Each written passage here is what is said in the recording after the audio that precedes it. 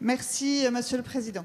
Décidément, vous avez un problème avec la liberté, et particulièrement avec la liberté d'expression.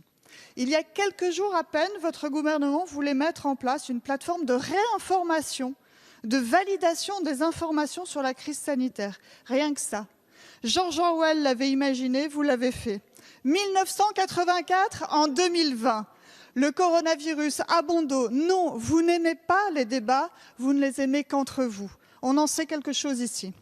Aujourd'hui, rebelote si j'ose dire, votre loi visant à lutter contre les contenus haineux sur Internet fait son grand retour, en plein état d'urgence sanitaire, comme s'il n'y avait pas d'autres urgences justement. Parce qu'il faut rappeler les choses par leur nom. Ce n'est rien d'autre qu'une véritable censure institutionnalisée.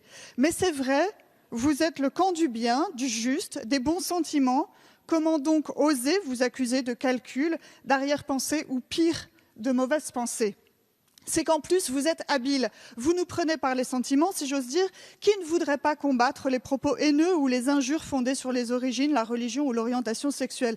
Personne, bien sûr.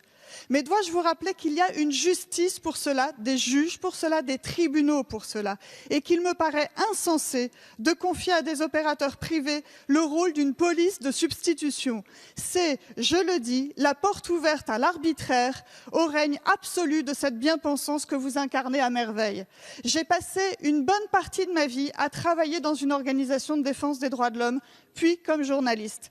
Jamais je n'aurais imaginé qu'il me faudrait défendre la liberté d'expression dans l'enceinte de cette Assemblée. Je le faisais face à des potentats, des dictateurs, des despotes. Aujourd'hui, ici, je préfère être à ma place qu'à la vôtre. Mesdames et messieurs les censeurs, bonsoir.